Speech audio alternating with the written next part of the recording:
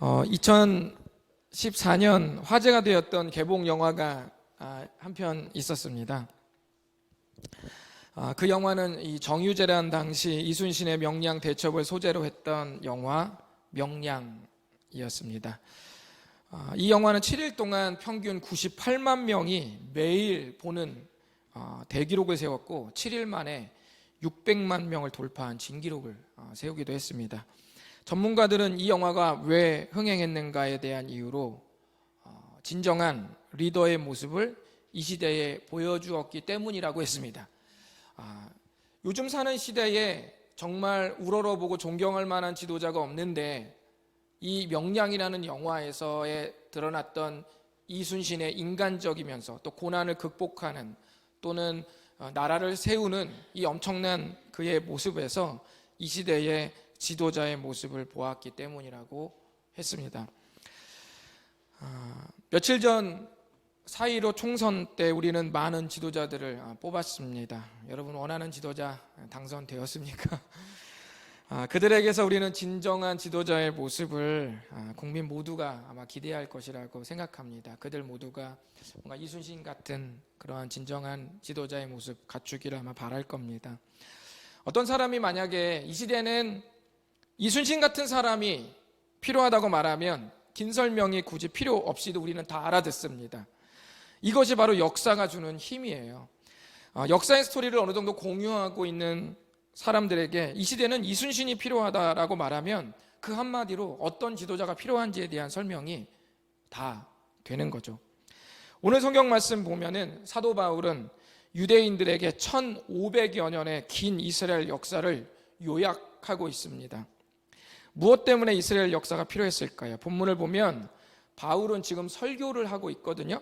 자신의 설교를 하면서 이 이스라엘의 역사를 예화로 지금 사용하고 있어요. 제가 명량을 예화로 쓰는 것처럼 지금 사도 바울도 자기 민족의 1500여 년의 이스라엘 역사를 예화로 쓰고 있습니다. 그러면서 뭔가 자기가 하고 싶은 말을 더 쉽게 이해시키려고 했던 것 같습니다. 과연 어떤 설교였을까요?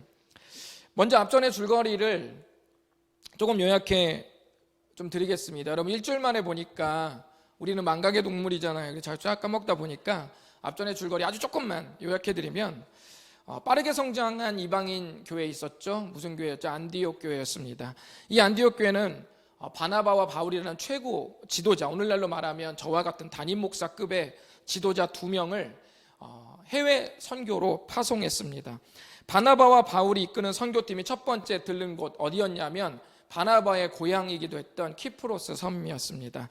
놀라운 것은 여기서 간증이 하나 있었죠. 그것은 이 섬 전체를 다스리던 총독 서기오 바울이라는 지도자가 예수님을 믿게 되었다는 놀라운 역사를 경험했죠. 이 감격 가지고 이제 바나바와 바울의 선교팀은 또 다른 선교지로 떠납니다. 어디로 떠났을까요? 한번 보실까요? 읽어보겠습니다. 시작.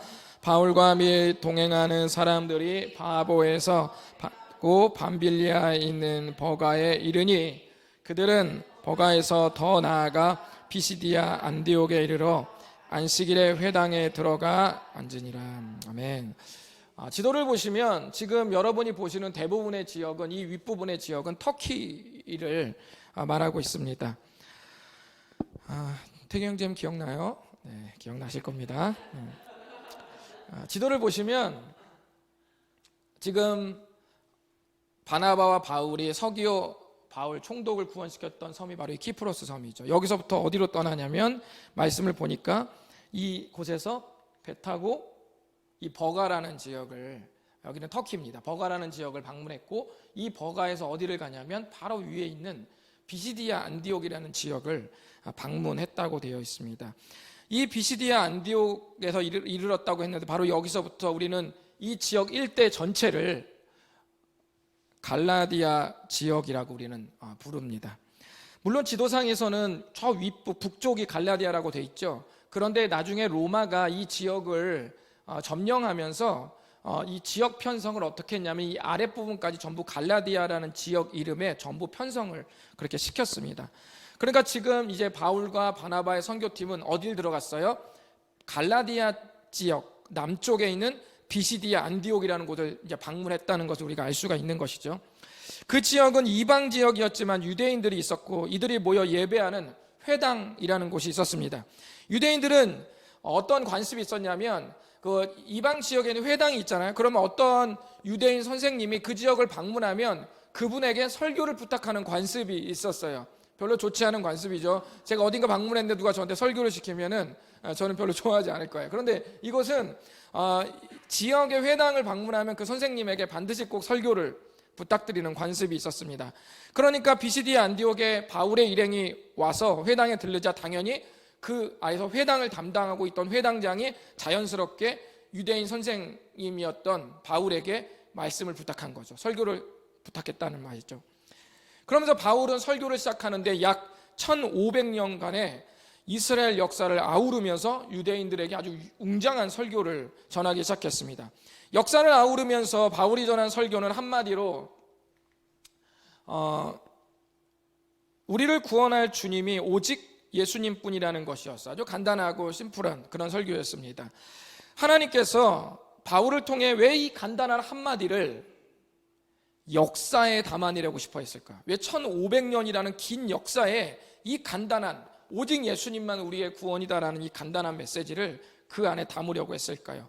이것을 간파하는 것이 오늘 말씀의 핵심입니다. 하나님이 긴 역사에 예수님을 담아내려고 했던 이유는 뭐냐면 예수님을 만나는 사람들이 은혜를 경험하게 되는데 그 은혜를 4가지 모양으로 보여주기 위해서 그랬습니다. 그러니까 여러분이 예수님을 만나면 은혜를 경험하는데 크게 4가지 모양의 은혜를 경험해. 그 4가지 모양을 역사를 통해서 보여주려고 한 겁니다. 예수님을 만나는 사람들이 경험할 은혜의 4가지 모양은 다음과 같습니다. 우리 한번 읽어보실까요? 이렇게부터 시작. 이렇게 구해줄 거야. 이렇게 기다릴 거야. 이렇게 도와줄 거야. 이렇게 보호할 거야. 네, 좀 안타까운 것은 진열 형제가 이 중에서 3개를 이미 맞췄다는 것에 상당한 식상해진 표진 형제님. 당신이 혹시 설교가 식상했다면 네, 은혜의 4가지 모양. 바울은 이스라엘 오랜 역사의 어떤 한 사건을 말해주고 이렇게 구해줄 거야, 예수님이. 또 역사의 어느 한 시점을 또 말해주고 예수님이 이렇게 기다릴 거야. 또 어떤 역사의 시점을 말하고 이렇게 우리를 도와줄 거야. 역사의 한 시점을 또 이야기를 말하고 이렇게 보호할 거야. 이렇게 하면서 이스라엘의 1500여 년간의 역사를 아우르고 있죠. 그럼 한 가지씩 살펴보도록 하겠습니다. 이스라엘 역사에 담겨진 첫 번째 은혜의 모양은 이렇게 구해줄 거야. 연대는 이 사람들이 현재 바울이 그 지역을 방문했을 때를 기점으로 해서 약 1500여 년 전으로 거슬러 올라갑니다. 17절 다 같이 읽어볼까요? 17절 시작. 이 이스라엘 백성의 하나님이 우리 조상들을 택하시고 애굽 땅에서 나그네 된 그 백성을 높여 큰 권능으로 인도하여 내사. 아멘. 애굽은 오늘날의 이집트입니다. 이스라엘 민족들이 기억하는 가장 극적인 탈출의 역사는 바로 약 1500여 년 전 이집트의 노예 생활에서 구출된 이야기였습니다. 처음에 이집트는 이스라엘에 대해서 우호적이었죠. 그런데 세월이 흐르면서 이스라엘 민족이 갑자기 늘어나기 시작하는 거예요. 그러면서 이들은 위기감을 느꼈고 이스라엘 민족을 경계하기 시작했고 이제는 친구의 민족, 벗의 민족이 아니라 이제는 그들을 위협으로 또는 노예로 부리기 시작했어요. 지금 누르지 않으면 그들이 잘못하면 우리를 누를 수도 있다는 생각에 이집트가 마침내 이스라엘 민족을 억압하고 노예로 부리기 시작한 것이죠. 그들이 이 삶에서 탈출할 수 있는 가능성은 제로였습니다. 이스라엘 민족이 할 수 있는 것이라고는 딱 한 가지, 하나님께 부르짖는 것 외에는 아무런 탈출구가 없었어요. 그때 하나님이 어떻게 하시냐면 모세라는 지도자를 보내서 이스라엘을 초자연적인 능력으로 구출해 주셨습니다. 그러면서 우리 하나님께서 이스라엘 민족을 노예로 구출하시면서 이런 당부를 하셨어요. 읽어보실까요? 시작. 너희는 이 날을 기념하여 여호와의 절기를 삼아 영원한 규례로 대대로 지킬지니라. 아멘. 하나님은 1500여 년 전 이집트에서 노예 생활하던 이스라엘 민족을 구출해 주시면서 이 이야기를 대대로 기억하라고, 영원히 기억하라고 말씀해 주셨습니다. 그리고 사도 바울은 하나님께서 대대로 기억하라고, 대대로 지켜나가라고 했던 바로 이 이야기를 지금 꺼내 들었습니다. 왜 그랬을까요? 그것은 이 이야기가 훗날 예수님께서 우리를 죄에서 어떻게 구원하실지에 대한 이해를 돕기 때문이에요. 자, 어떻게 돕는지 한번 보실까요? 애굽에 노예된 이스라엘 백성들의 삶을 어떻게 비유가 되냐면 죄에서 노예된 삶의 비유로 그대로 사용을 하고 계시고, 또 하나님께서 그 노예 생활에 딱한 이스라엘 민족을 보시고 모세를 보내는데 죄에서 노예된 우리를 위해서 하나님의 아들이신 예수님을 보내시고요, 또 마침내 하나님께서 초자연적인 능력으로 이집트의 노예 생활하던 이스라엘을 구출하시듯이 하나님의 아들 예수님이 십자가의 죽으심으로 초자연적인 능력으로 우리의 모든 죄가 해결되셔서 마침내 우리가 죄에서 구출되는 이러한 놀라운 사건을 오늘날의 구원받는 사건으로 비유를 해서 이 역사를 하나님께서 이미 이렇게 이루어 나가셨다는 것이죠. 여러분께는 제가 이렇게 자세하게 설명을 드리지만 이스라엘 사람들에게는 설명할 필요가 없었습니다. 이집트에서 우리의 조상들이 구출된 이 구출 역사만큼 죄에 대한 구원에 대해 깊이 이해할 수 있는 사건도 없었어요. 주님은 그 역사를 말씀하시면서 그렇게 우리를 구해 주시겠다고 말씀한 것입니다. 자, 이스라엘 역사에 담겨진 두 번째 은혜의 모양은 뭐냐면 구기도보, 외우셨죠? 이렇게 기다릴 거야입니다. 이때는 아까 이스라엘 민족이 구출받은 1450년 전, 기원전부터 약 한 1385년까지의 역사를 사도 바울이 또 말하기 시작합니다. 어떻게 요약했는지 한번 읽어보실까요? 시작. 광야에서 약 40년간 그들의 소행을 참으시고 가나안 땅 7족속을 멸하사 그 땅을 기업으로 주시기까지 약 450년간이라. 아멘. 18절을 보면 광야에서 40년간을 참으셨다고 말씀하시면서 19절에 결국 약속의 땅 가나안을 주시기까지 무려 450년이 걸렸다고 말씀하셨습니다. 왜 주님은 이렇게 연수를 굳이 말했을까요? 왜냐하면 이렇게 오래 기다릴 필요가 없는데, 원래는 이렇게 오래 걸릴 게 아닌데 하나님이 그 세월을 기다렸다는 것을 보여주시기 위해서 이 연수를 지금 언급하고 계십니다. 먼저 하나님은 이스라엘 민족을 이집트에서 구출시킨 뒤에 약속의 땅까지 하나님께서 안내를 하시는데 친히 내비게이션 역할을 하신 거죠. 그러니까 자기가 친히 길을 안내하시면서 준비해둔 약속의 땅으로 이스라엘 민족을 지금 가이드하고 계세요. 그런데 그 여정에 뭐가 있냐면 광야의 길이 있어요. 그 광야의 여정은 원래 몇 개월이면 갈 수 있는 거리예요. 그렇지만 이스라엘 민족은 약속의 땅까지 가는 동안 숱하게 은혜를 배반하고 원망하는 모습을 보였습니다. 주님은 이스라엘 민족의 원망이 신뢰로 바뀔 때까지 몇 년을 기다렸냐면 40년을 기다렸어요. 사실 40년을 기다릴 필요가 없습니다. 여러분 생각을 해보세요. 이집트에서 노예의 삶이 너무 괴로워서 주님 도와주세요 도와주세요 막 울면서 슬피 울면서 출애굽기 2장 보면 3장에 보면 막 부르짖었는데, 그 부르짖음 듣고 주님이 막상 구원해 주시니까 그 입에서 한다는 말이 뭐예요? 날 왜 데려와서 고생시키냐, 그거예요. 여러분 같으면 어떻게 하겠어요? 여러분이 모든 걸 쏟아부어서 호의를 베풀어서 누군가 그 어려운 지경에서 구해줬다면, 근데 그 사람이 여러분을 향해서 좀 더 달라고, 왜 이딴 식으로 하냐고, 그럼 여러분은 어떻게 하시겠어요? 이 배은망덕한 이스라엘을 여러분 참아내실 수 있으시겠어요? 못 참아내죠. 저는 여러분들을 알고 있어요. 여러분 못 참습니다. 그렇지만 주님은 몇 년을 기다리셨냐면 40년을 기다리셨어요. 그것도 광야에서요. 신명기 8장 2절과 3절은 그때의 일들을 회상하면서 이렇게 말씀해 주십니다. 우리 한번 읽어보실까요? 시작. 내 하나님 여호와께서 이 40년 동안에 내게 광야길을 걷게 하신 것을 기억하라. 이는 너를 낮추시며 너를 시험하사 내 마음이 어떠한지 그 명령을 지키는지 지키지 않는지 알려 하심이라. 너를 낮추시며 너를 줄이게 하시며 또 너도 알지 못하며 내 조상들도 알지 못하던 만나를 내게 먹이신 것은 사람이 떡으로만 사는 것이 아니요 여호와의 입에서 나오는 모든 말씀으로 사는 줄을 내가 알게 하려 하심이니라. 아멘. 여러분, 이렇게까지 40년 동안 이렇게 깨닫게 해줄 필요가 없어요. 사실은 여러분 앞에서 정말 배은망덕하게 은혜를 원수로, 신뢰를 배신으로 갚는 사람을 보면 여러분 이걸 굳이 깨닫게 해줄 필요가 뭐가 있겠어요? 그냥 거기서 잘라내면 되죠. 카카오톡에서 삭제하면 되는 거예요. 수신 차단하면 그만인 거예요. 이런 사람은 상종할 필요가 없는 거예요. 원래는 그래요.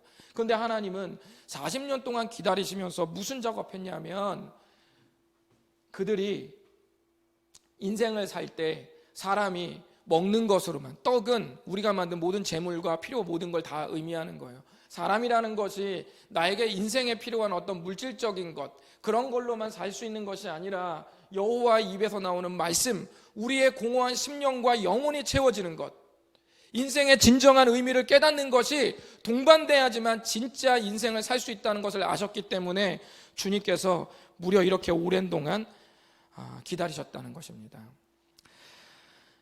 이거 하나 깨닫게 해주시려고 40년을 기다리시는 것이 바로 하나님의 클래스입니다. 여러분이 지극정성으로 잘 대해준 사람이 여러분의 마음에 비수를 꽂을 때 여러분은 몇 년을 기다릴 수 있습니까? 40년 기다릴 수 있으세요? 4년 기다릴 수 있습니까? 4개월 기다릴 수 있어요? 4일 기다릴 수 있어요? 4시간 그 험담 참아내실 수 있겠습니까? 주님은 여러분을 40년을 기다리십니다. 우리가 죄인임을 깨닫고 예수님을 나의 주님으로 받아들이기까지 사람마다 다 달라요.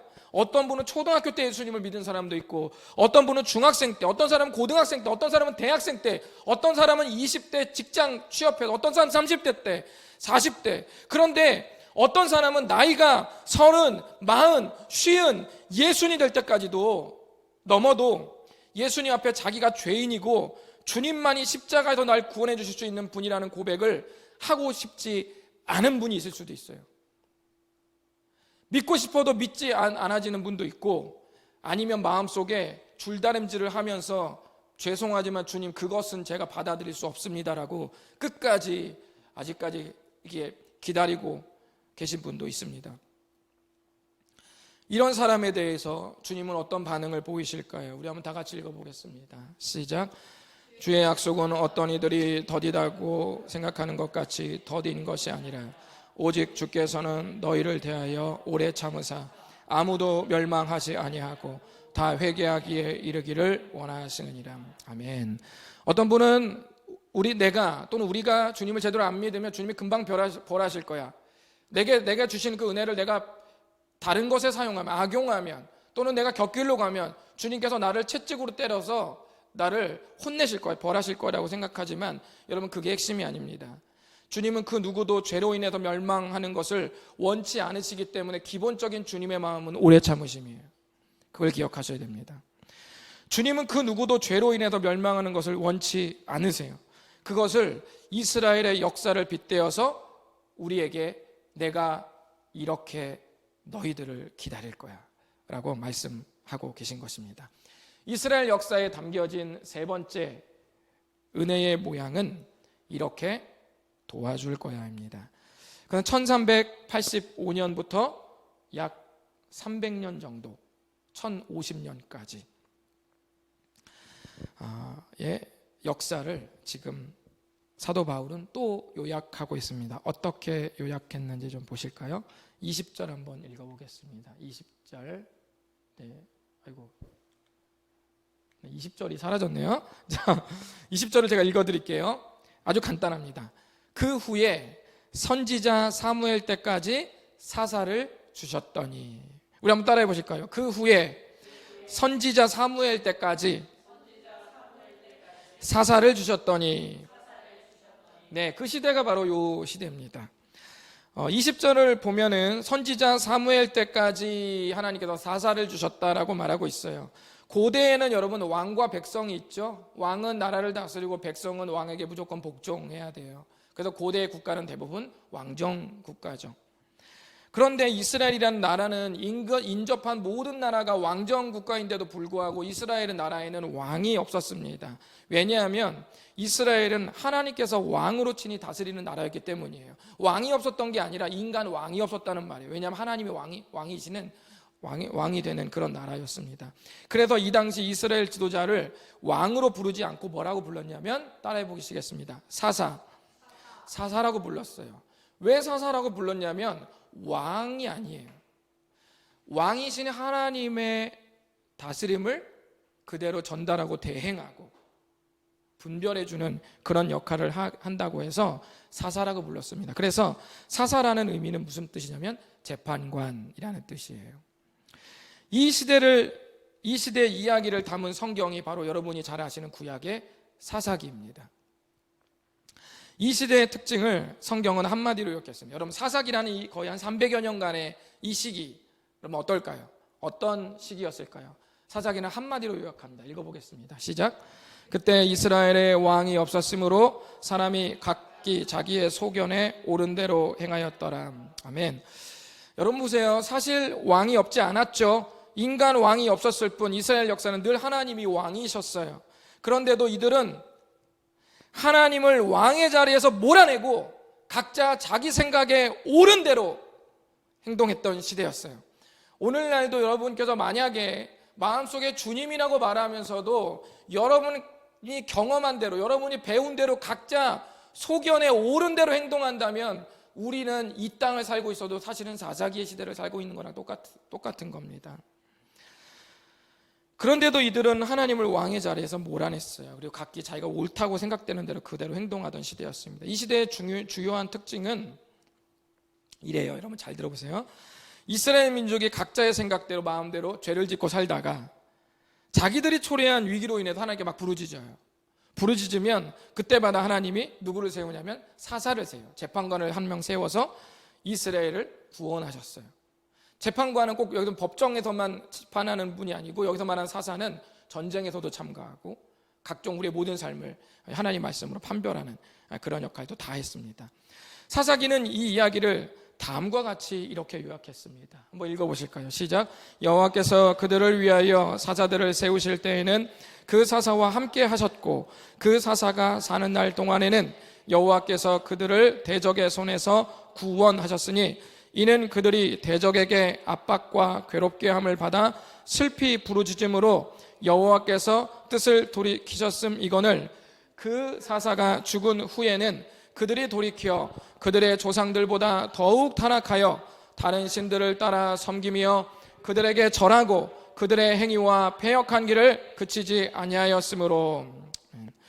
그들이 이렇게 빈번하게 죄를 짓고 그 자기가 죄 지은 것에 초래한 위기에 자기가 괴로움을 갖고 또 그것 때문에 울며 불며 도와달라고 했다가 하나님 안 도와주셔도 되는데 또 불쌍해서 사랑하니까 또 와서 도와주시고 상황이 나아지면 또 죄 짓고 자기가 초래한 죄 때문에 또 괴로워하고 또 울며 불며 도와달라고 또 주님 오시고 이렇게 계속되는 반복이 사사기에서 10번 이상 반복되었는데 우리는 이것을 뭐라고 말하냐면 사사기 사이클이라고 이렇게 말합니다. 이렇게 돼 있죠. 처음에 자기들이 저지른 죄로 인해서 초래된 삶의 결과물 때문에 괴로워서 하나님께 울며 불며 부르짖죠. 이게 내려오죠, 화살표가. 그죠? 그러면서 하나님이 이 부르짖음이 어때요? 너무 사랑하고 불쌍하니까 딱 해서 또 여러분 응답하죠. 여러분 애들 잘못한 거 막 엄마한테 오면 엄마 또 어떻게 해요? 매몰차게 못 하잖아요. 또 안아주잖아요. 하나님 응답하세요. 그래서 누굴 세워요? 사사를 세우시죠. 리더를 세운단 말이에요. 그렇게 하고 위기에서 구원해줘요. 자, 그 다음에 어떻게 해요? 구원해주니까 상황이 나아지죠. 등 따시고 배부르지는 거예요. 그러니까 어떻게 해요? 또 타락해요. 등 따시고 배부르면 또 감사해야 되는 또 타락해. 그러니까 또 위기에 처해. 그럼 어떻게 돼요? 이제 화살표 저쪽으로 올라가는 거예요. 그 다음엔 또 부르짖어요. 이렇게 이런 사이클을 우리는 사사기 사이클이라고 말합니다. 이렇게 하나님은 매정하게 돌아서는 이스라엘이라 할지라도 괴로워 부르짖으며 또 찾아오셔서 그 백성을 돌보셨다는 이야기가 바로 사도 바울이 세 번째 역사 이야기에서 말하고 싶어 했던 것입니다. 하나님은 이 역사를 통해서 우리에게 말씀하시는 은혜는 바로 이것입니다. 예수님 안에서 우리도 포기하지 않고 도와준다는 거예요. 사사기 사이클이 아니라 사실은 누구 사이클이에요? 임주영 사이클, 이미영 사이클, 김태경 사이클, 전하영 사이클, 김철기 사이클, 김민구 사이클, 그리고 바로 오성현 사이클이기도 한 겁니다. 하나님은 그래도 예수님 안에서 우리를 포기하지 않고 도와준다는 그 역사에 이것이 들어가 있습니다. 마태복음 18장에 보면은 베드로가 예수님께 이런 질문합니다. 여러분도 이런 질문 해본 적 있나 모르겠어요. 예수님, 한 사람이 나한테 죄를 지으면 제가 몇 번이나 용서를 해줘야 됩니까? 여러분도 어떻게 생각하세요? 몇 번 정도 용서해 주실 수 있으세요? 한 번? 두 번? 세 번? 제 생각에 2번 용서해 주는 사람은 별로 없어요. 머리 때렸는데 때리지 마 그런데 한 번 더 세게 때리잖아요. 그럼 바로 일어나죠. 없어요, 별로. 베드로가 물어보는 거예요. 근데 베드로가 그래도 좀 마음 좀 이렇게 좀 크게 써서 이렇게 말합니다. 누가 나한테 죄 범하면 제가 몇 번이나 용서해 주죠? 한 7번이면 됩니까? 이렇게 물어보죠. 예수님 뭐라고 대답하실까요? 예수님께서 이렇게 대답하십니다. 읽어보겠습니다. 시작. 이르시되 내게 이르노니 7번뿐 아니라 7번을 70번까지라도 할지니라. 자, 예수님 가혹하시죠? 몇 번?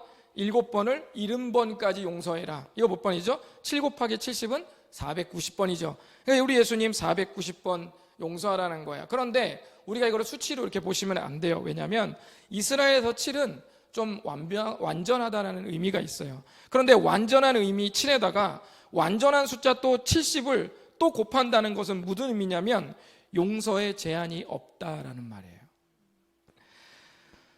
이것을 우리에게 요구하신 것 같지만 먼저 사실은 그런데 이 구절이 의미하는 것은 이런 무한 반복의 용서가 하나님이 여러분을 용서해 주시는 그 마음이라는 거예요. 그걸 가르쳐 주시기 위해서 이 말씀을 주님께서 기록하신 겁니다. 그걸 은연중에 드러내시는 거예요. 이것이 역사를 통해서 보여주시고자 하는 세 번째 은혜의 모양이에요.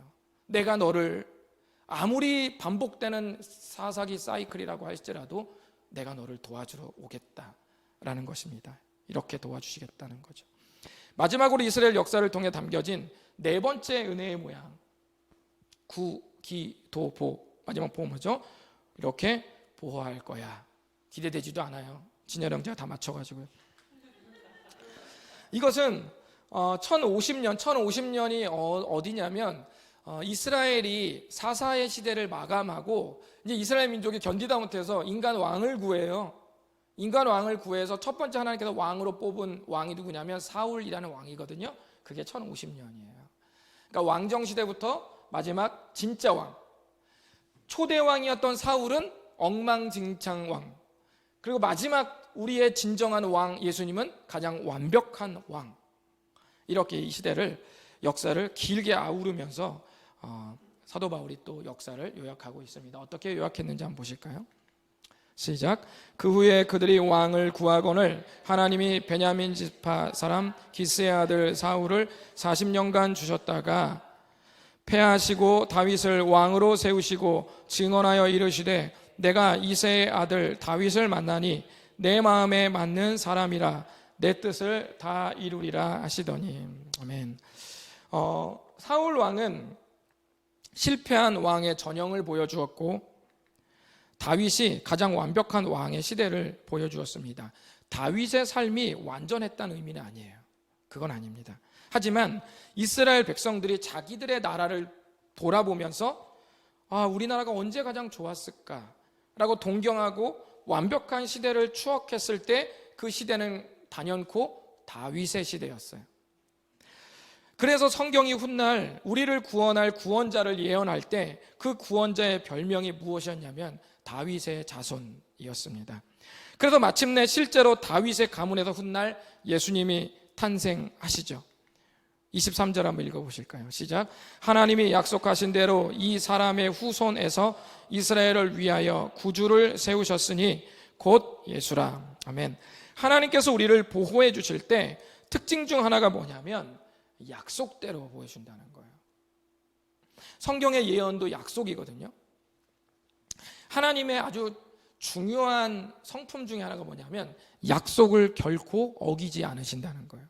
그런데 성경에서는, 성경 전체는 전부 다 약속으로 이루어져 있거든요. 그 약속은 전부 무슨 약속이냐면 우리를 결코 버리지 않겠다는 거예요. 그래서 성경은 예수님의 죽으심과 부활하심을 기록할 때 아주 중요한 핵심적인 말로 이렇게 요약을 했습니다. 읽어보시겠습니다. 시작. 내가 받은 것을 너희에게 전하였노니 이는 성경대로 그리스도께서 우리 죄를 위하여 죽으시고 장사 지낸 바 되었다가 성경대로 사흘 만에 다시 살아나사. 아멘. 죽으심과 부활 앞에 무슨 수식어가 뭐냐면 성경대로. 이거 무슨 뜻이냐면 다른 말로 하면 약속대로. 내가 너희한테 1500여 년간의 긴 시대를 통틀어서 계속 약속했던 그 약속 결코 잊지 않고 다 지켜내면서 오신 분이 예수님이다. 그 말입니다. 이렇게 약속대로 예수님도 보내셨고 그 안에서 우리가 좌충우돌하면서 시행착오도 겪을 때 주님은 돌발적으로 우리를 보호해 주시는 분이 아니고 돌발적으로 대안을 세워주는 분이 아니라 성경에 기록한 대로 자기가 하신 그 약속의 말씀을 지켜가면서 반드시 그 약속을 끝까지 지키신다는 거예요. 그래서 그리스도인이 하나님과 친밀했을 때 뭘 느끼냐면 안정감을 느끼는 거예요. 여러분 여러분이 충만하지 않을 때는 어때요? 마음이 번민이 많고 괴롭죠. 고뇌가 들고 마음이 두근두근하고 걱정이 되죠. 눈물도 나죠. 허무하기도 하고 그렇죠. 그런데 하나님 앞에 주님의 말씀으로 여러분 어떨 때 그렇게 기쁠 때, 감사할 때, 그럴 때 어떤 생각이 들어요? 마음에 안정감이 있어요. 그 왜 그런지 알아요? 성령으로 내가 주님을 감사하면서 기뻐하잖아요. 그러면 주님이 나에게 오심과 동시에 주님이 약속한 말씀도 같이 들어가는 거예요. 여러분은 잘 못 느껴. 이것이 두 가지로 안 느껴지죠. 그냥 주님 감사하다 이런 마음 들지만 영적으로는 주님과 주님의 약속의 말씀이 같이 들어가는 거예요. 그렇기 때문에 우리 안에서 무슨 일이 일어나냐면 상황이 변하지 않았는데 안정감이 찾아오는 거예요. 그것이 바로 성령의 역사입니다. 그것 외에는 우리가 현재 삶을 살면서 그 어떤 방법으로도 우리의 삶을 평안하게 할 수 있는 방법이 없어요. 오직 그것뿐입니다. 상황이 달라지지 않았어도 나에게 하신 약속이 반드시 땅에 떨어지지 않는다는 확신이 마음 깊숙한 곳에서 올라오기 때문에 우리가 평안을 경험할 수 있는 겁니다. 말씀을 마무리하면서 하나님은 사도 바울의 설교를 오늘 성경 말씀이 되게 하셨습니다. 그리고 바울은 하나님의 감동으로 약 1500여 년간의 역사를 아우르면서 그 안에 담긴 하나님의 은혜를 여러 모양으로 나타내셨습니다. 그리고 그 은혜의 모양은 모두 예수님이라는 이름에 담겨서 오늘 우리에게 주어졌습니다. 이것이 오늘 제가 여러분들에게 나누고 싶은 내용이고 하나님께서 이 본문을 통해서 우리에게 전달하시고 싶어하는 내용입니다. 여러분 사람이 보통 비유나 다른 예를 언제 들어요? 여러분 아기가 아주 어렸을 때 엄마 아기는 어떻게 태어나요? 뭐 이렇게 하면 여러분 리얼하게 설명 못 하잖아요. 하나님이 우리를 왜 창조했어요? 왜 지으셨어요? 그럼 어떻게 해요? 어떻게 못 하잖아요. 그럼 어떻게 여러분 비유하잖아요. 뭐 인형도 갖고 오고 뭐 그릇도 갖고 오고 숟가락도 갖고 오고 그러니까 이게 말이지 하면서 막 별의별 그거 다 하잖아요.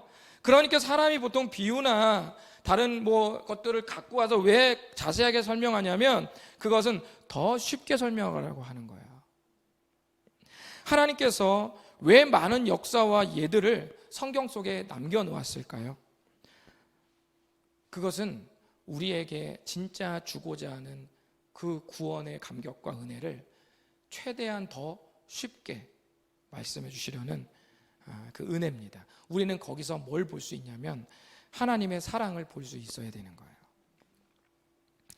여러분은 앞으로 신앙생활하는 동안 하나님의 사랑을 제때 깨닫지 못할 가능성이 많습니다.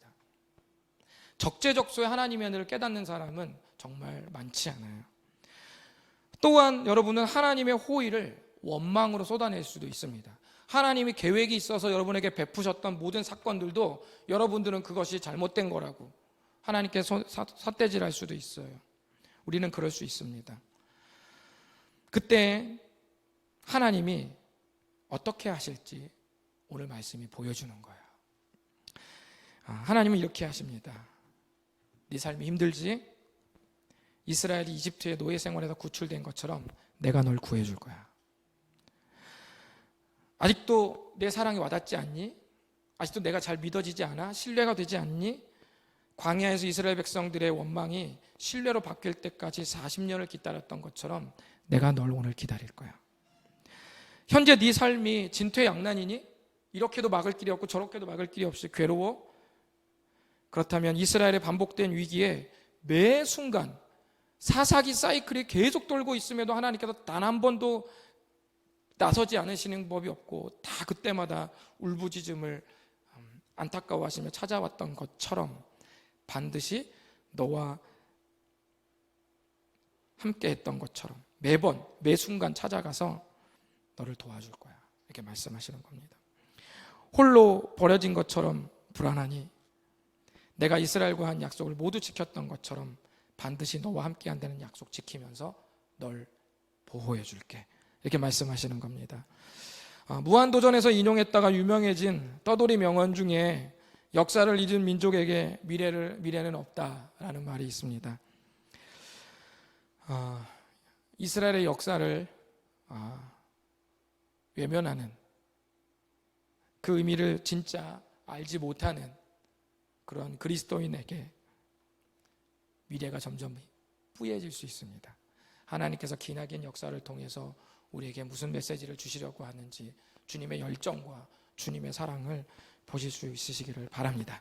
성경에 담겨진 수많은 역사 이야기는 그들의 이야기가 아니라, 조상들의 이야기가 아니라 바로 하나님의 사랑을 담은 여러분의 이야기임을 잊지 마시기 바랍니다. 기도하겠습니다.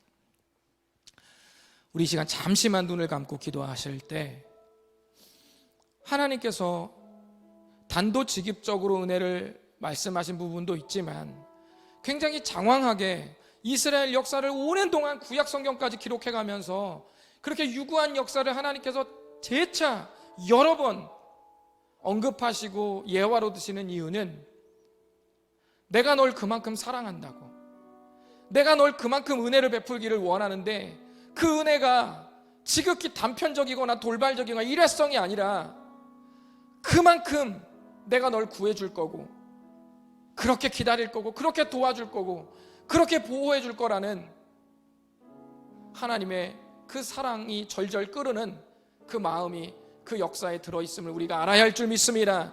오늘 이 시간에 그 메시지를 들으시면서 주님, 저에게 여러 가지 모양의 은혜로 저와 함께 하신다니 정말 감사합니다. 이 주님 제가 잊지 않고 평생 동안 감사하며 감격하며 살아갈 수 있도록 도와주시옵소서. 우리 다 같이 주 앞에 헌신하며 기도하시겠습니다. 주님 감사합니다. 이 시간에 우리에게 주셨던 주님의 이스라엘 역사를 우리가 생각하면서 주님 다시금 고민해 봅니다. 생각해 봅니다. 주님, 하나님께서 이 역사 속에서, 오랜 역사 속에서 단 한 번의 실수와 단 한 번의 시행착오도 없이 완벽하게 이스라엘 역사를 구출하시고 구원해 주시며 기다리시고 도와주시고 보호해 주셨다면 나 하나, 민족도 보호해 주시는 그분이 나 한 명, 나 하나의 인생 주님께서 책임지지 못하시겠습니까? 주님, 역사를 보며 나를 보게 하옵소서. 이스라엘 역사를 보며 나를 어떻게 구원하실지, 나를 어떻게 지켜주실지, 나를 어떻게 보호하시고 도와주실지를 더 신뢰하고 가늠해보는 귀한 말씀 시간 되기를 간절히 원합니다. 우리의 심령 속에서, 우리의 마음 속에서 이러한 감사가 싹 트도록 도와주시옵소서. 주님 감사합니다.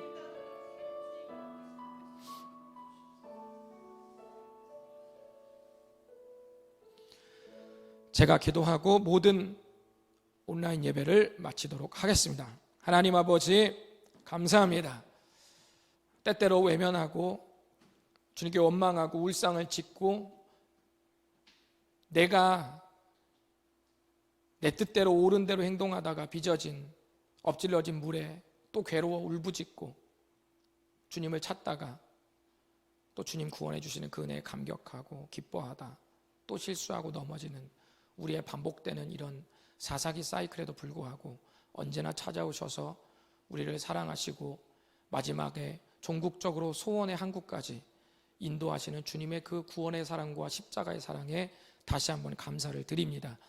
이 주님의 은혜, 네 가지 모양의 은혜 마음에 간직하면서 살아가기를 원하는 온라인 예배에 참여한 모든 하나님의 사람들과 또 여기서 함께 예배를 드리는 모든 사람들에게 주님 성령으로 역사하시고 그 삶대로 또 믿음의 고백대로 살아갈 수 있도록 도와주시옵소서. 또한 번거롭지만 온라인으로 또 송금하면서 하나님 앞에 물질을 드리고 아낌없이 쏟아붓는 하나님의 사람들을 축복하셔서 그 삶이 이 코로나 사태에도 불구하고 그 사업장을 열어주시고 하나님께서 그 삶을 펼쳐주셔서 그 삶이 마르지 아니하고 늘 넘쳐 흐르는 생수와 같은 삶이 되도록 인도하옵소서. 지금은 우리 주 예수 그리스도의 은혜와 하나님 아버지의 놀라운 사랑과 성령님의 교통하심이 역사 속에서 드러난 네 가지 모양의 그 예수님의 은혜를 마음에 새기면서 이 은혜 변치 않고 내가 신뢰하며 따라가겠다고 다짐하면서 주 앞에 고백한 온라인 예배드린 모든 하나님의 사람들 머리 위에와 전 세계 그리스도인들 머리 위에 지금으로부터 영원토록 함께 하시기를 예수님의 이름으로 축복하며 기도드리옵나이다. 아멘.